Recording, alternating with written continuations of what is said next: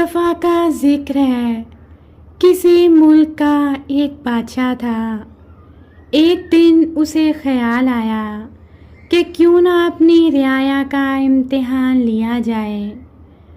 اس نے اپنے ایک پہرے دار سے کہا کہ ایک بڑی گزرگاہ کے بیچوں بیچ ایک چٹانی پتھر رکھ دو اور خود نزدیک ہی ایک درخت کے پیچھے چھپ جانا، تاکہ آتے جاتے لوگوں کے رد عمل سن سکو اور مجھے آگاہ کر سکو۔ پہرے دار نے سڑک کے بیچوں بیچ ایک بڑا پتھر رکھ دیا اور خود ایک درخت کے پیچھے چھپ گیا تاکہ آتے جاتے لوگوں کو سن سکے۔ اتفاق سے جس پہلے شخص کا وہاں سے گزر ہوا وہ شہر کا مشہور تاجر تھا، جس نے بہت ہی نفرت اور حقارت سے سڑک کے بیچوں بیچ رکھی اس چٹان کو دیکھا۔ تو اس نے ہر اس شخص کو بے حساب باتیں سنائیں جو اس حرکت کا ذمہ دار ہو سکتا تھا۔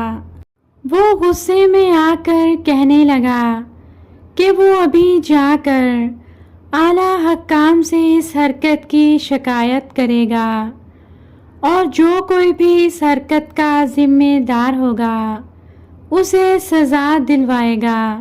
اس کے بعد وہاں سے تعمیراتی کام کرنے والے ایک ٹھیکیدار کا گزر ہوا۔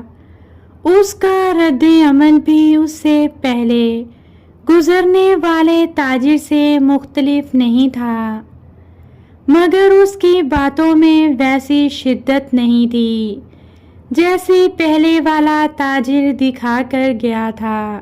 آخر ان دونوں کی حیثیت اور مرتبے میں نمایاں فرق بھی تو تھا۔ اس کے بعد وہاں سے دو آدمیوں کا گزر ہوا جو کام کاج کی تلاش میں نکلے ہوئے تھے۔ انہوں نے چٹان کے پاس رک کر سڑک کے بیچوں بیچ ایسی حرکت کرنے والے کو جاہل، بیہودہ اور گھٹیا انسان سے تشبیہ دی۔ کچھ دیر بعد وہاں سے ایک مفلوک حال اور غریب کسان کا گزر ہوا، کوئی بھی شکوہ کیے بغیر۔ جو بات اس کے دل میں آئی وہ یہ تھی کہ وہاں سے گزرنے والوں کو تکلیف ہوتی ہوگی۔ اپنے ہمدردانہ احساس کی وجہ سے وہ چاہتا تھا کہ کسی طرح یہ پتھر وہاں سے ہٹا دیا جائے۔ کسان نے کوشش کر کے وہ پتھر سڑک سے ہٹا دیا۔ بادشاہ کا پہرے دار جو سب دیکھ رہا تھا وہ کسان کو بادشاہ کے پاس لے گیا۔ پہرے دار نے بادشاہ کو بتایا کہ یہ وہ واحد شخص تھا جس کی مثبت اور عملی سوچ نے مسائل پر شکایت کرنے کی بجائے اس کا حل نکالنا زیادہ بہتر جانا۔ بادشاہ کسان سے خوش ہو گیا اور اسے انعام و اکرام سے نوازا۔